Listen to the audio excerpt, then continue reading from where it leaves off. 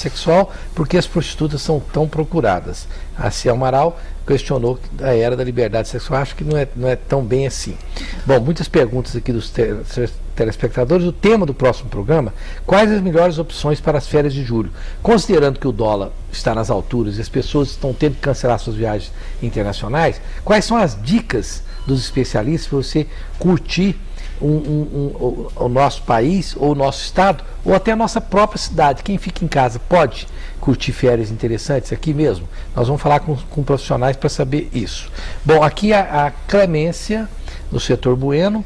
Eu gostaria de parabenizar a Ciel Amaral pelos livros, a participação e todo o seu trabalho sobre a cura gay. Não sabia que a Ciel Amaral estava curando gays, não está curando gays. É exatamente, batendo de frente com essa questão do conceito de liberdade sexual, né? Querer cabrestar a sexualidade do outro, né? Bom, o Rodrigo do setor Guanabara pergunta para o doutor Paulo Tadeu Machado o seguinte: doutor Paulo, quando a pessoa bebe, o álcool inibe as bactérias no sexo oral? Parabéns pelo programa, Rosenval, e me explica essa barba sua. Não explica, tá aí, mudando um pouquinho o visual. A barba para explicar. Você pode responder? Não, o álcool não interfere, não vai ser um antisséptico para isso. Ele, às vezes, ele pode, muitas vezes, o homem pode, com o abuso do álcool, pode incorrer no risco de não se prevenir. É exatamente o contrário. Agora, o uso do álcool como um preventivo, um antisséptico para evitar a infecção, não é. O senhor pode explicar a sua barba, não? Não, é a mesma explicação.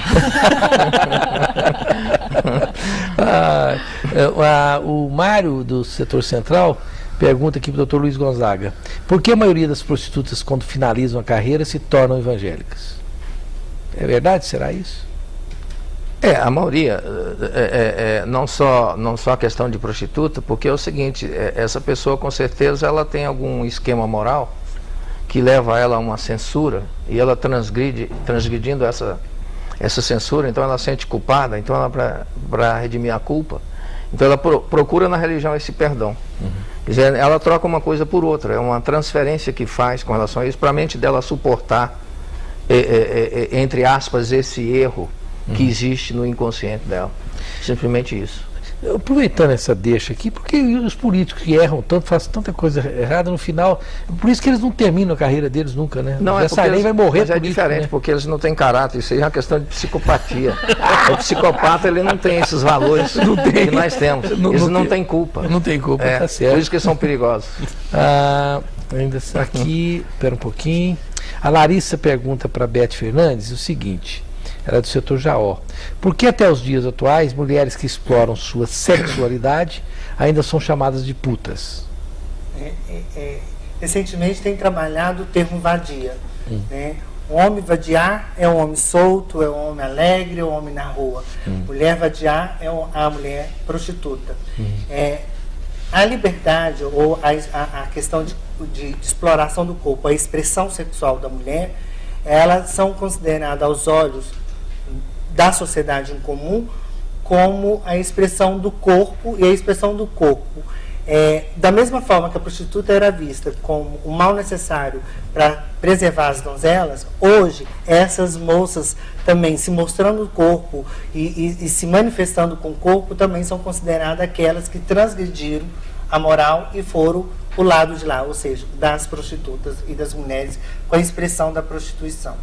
Apesar que, por exemplo, quando a Larissa pergunta, está mais no sentido de falar por que a expressão sexual incomoda tanto as pessoas, que é o que a Selma vem discutindo aqui, né? Por que a expressão sexual das pessoas, porque uma loira desse tamanho já mexe com o conteúdo sexual das pessoas, sabe? E por que isso incomoda as pessoas? Porque sexo e morte são dois termos e dois fatores de domínio que o homem não consegue esclarecer na sua vida. E quando eu falei a questão de não concordar com o conceito de que nós vivenciamos uma era de liberdade sexual, porque para mim a liberdade ela passa por alguns aspectos. Primeiro deles, o conhecimento.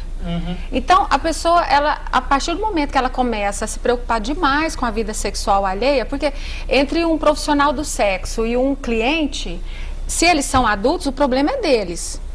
problema é totalmente deles, nós não temos nada que ver com isso. A não ser uma política de saúde para poder exatamente amparar essa altíssima incidência de pessoas que trabalham nessa área, né? Uma política de Ministério da Saúde mesmo. Mas exatamente não existe liberdade por conta de que eu me conheço sexualmente, recebi formação sobre a questão da sexualidade. Só para vocês terem uma ideia, conversando recentemente com um jornalista, eu falei, gente, eu sou totalmente favorável à educação sexual nas escolas, como se faz em outros países, em outros lugares.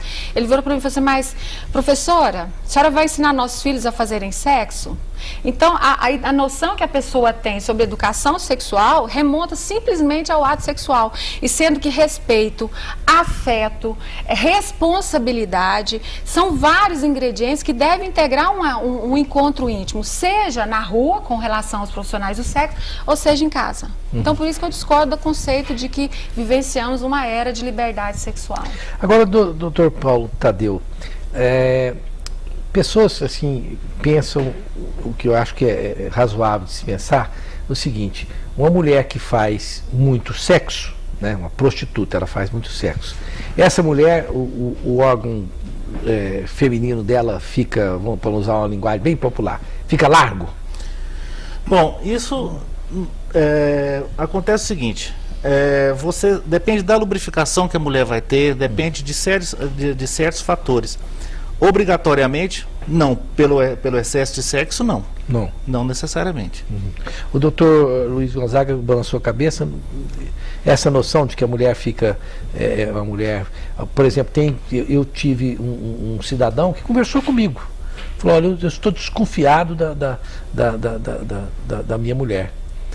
Que ela veio de Minas e tal, ela disse que veio de família, mas eu acho que ela pode ter sido uma prostituta, porque ela é larga. Então, isso tem muito a ver com a constituição física da pessoa. Tem pessoas que têm a tonicidade muscular melhor do que outras pessoas. Tá entendendo? Então isso tem muito a ver com isso. Eu acho até que a relação sexual, em termos de movimentos de vai e vem da musculatura, facilita justamente a melhora dessa tonicidade muscular. Então é o contrário, então não é isso. E as pessoas às vezes também confundem o seguinte: tem mulheres, por exemplo, que lubrificam muito. Então facilita, dá a impressão que está muito frouxa. Está muito facilitada devido a lubrificações que existem, né? Tem mulheres que realmente elas jorram. E tem mulheres que relaxam mais também. Por exemplo, a mulher que tem vaginismo, se permite a penetração, por exemplo, ela é uma mulher muito apertada. Está entendendo? Muito apertada. Por quê? Porque ela tem uma reação de defesa nos músculos perivaginais. Ela vai contrair, não vai conseguir relaxar. Então, fica agradável para o homem, porque o homem tem esse... Mas não é agradável para ela. Apertado, não. E também a questão, por exemplo, como toda parte do corpo que tem a composição muscular, a vagina também tem essa composição muscular. Exatamente. Então, dependendo, todos nós com a idade, a tendência é perder massa muscular. Mas existem exercícios de fortalecimento da pelve, que são os exercícios de Kegel, as pessoas falam de pompoarismo, que efetivamente vai auxiliar a mulher a ter uma musculatura no nível de, vamos dizer, de recuperação total dessa massa muscular, que vai favorecer o encontro íntimo, porque efetivamente ela vai ter um contato maior com o corpo, fortalece a musculatura vaginal e vai ter um encontro íntimo até mais satisfatório também. Agora, doutor Paulo, desculpa interromper, mas só para acrescentar uma pergunta aqui, quais são então as sequelas físicas que a prostituição pode causar, ou se é que pode? Na mulher? Bom, ela poderia ser as físicas como qualquer outra mulher.